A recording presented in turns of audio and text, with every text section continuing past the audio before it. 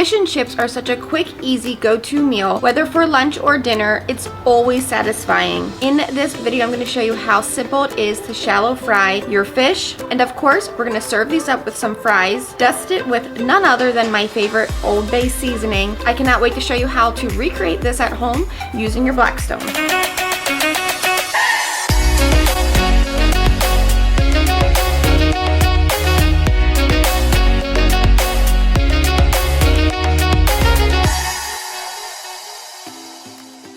I love using the Blackstone to shallow fry anything from chicken cutlets, veal cutlets, our vegetables like our eggplant or zucchini, even our green fried tomatoes, but I love shallow frying fish. It's so simple and you don't need much oil at all versus deep frying it. I've got a gorgeous cod fillet from my local grocery store and just a few simple ingredients that everyone usually has on hand, along with some Idaho frozen fries. But first, let's get our cod fillet cut. Sometimes I cut this into little fish stick shapes or little popcorn fish bites. Today, I'm just gonna cut this into about 4 or 5 nice size pieces. Once that's done, we'll jump over to a small mixing bowl. I'm gonna add a few spoonfuls of our Duke's mayo. This is going to be our dipping sauce along with what we coat to adhere our panko breadcrumb with. So we'll season our mayo up with a little bit of our garlic paste, some Old Bay seasoning. We'll squeeze the juice of half of a lemon right into this, making sure not to get any of those lemon seeds in your dip. And last but not least, I'm gonna chop up some flat leaf Italian parsley. Add that to our mixing bowl and give this a mix. Taste it and adjust whether you want more Old Bay or if you want more lemon or if you want more of those fresh herbs. We'll slide that aside and get to our breadcrumbs.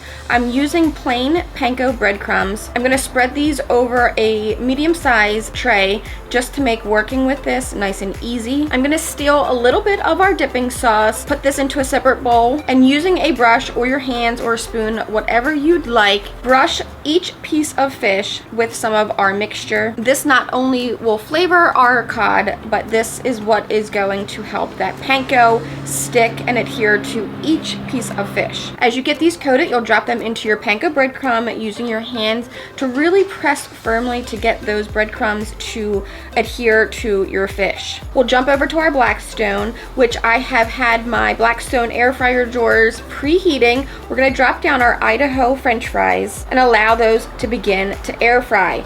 These are going to be done in just a few minutes, the same amount of time as it will take me to fry up this fish, which I love everything being done at the same time. For our fish, we'll be using a little bit of butter and oil mixed together to prevent any burning. I've got my Blackstone expandable cooling rack set up and ready to go to hold my fish as it gets done. Working on medium heat, we're gonna drop down a little bit of our oil, a little bit of our butter, mix the two together, and down goes our fish. This fish only needs a couple minutes or until golden brown on each side, carefully flipping until they are cooked through. You can use your Blackstone squirt bottle to add oil as needed because those breadcrumbs will soak up that butter and oil. You can work these in batches or fry all your fish at once. Just be sure not to forget about your fries. Give them a little shake halfway through. Within minutes, our fish is fried and ready to pull off. We'll let this hang out on our cooling rack just for a second while I get my platter set up. I'm serving this alongside some of our dipping sauce, some crunchy dill pickles, a little bit of ketchup, of course, because I love ketchup with our Old Bay fries, which we have to grab out of our air fryer because I can smell them. They are done. We'll plate these up first. Give these fries a generous sprinkle or dusting of our Old Bay seasoning. And that right here, this is a platter that I could just run away with. A little malt vinegar reminds me of being down the shore on the boardwalk. But we can't forget about our fried fish, so we're gonna add that to our platter. Serve it alongside some of our sliced lemon wedges, a little extra flat leaf parsley sprinkled over the top, and this is done and ready to enjoy a simple fish and chip lunch or dinner in just minutes off of the Blackstone. I cannot wait for you guys to try this one at home. When you do, post a picture on social media and tag Blackstone products. We cannot wait to see. Don't forget to shop griddlenation.com where you can find apparel, stickers, and more. Until next time, I'm Blackstone Betty, and I cannot wait to see you guys in the next video.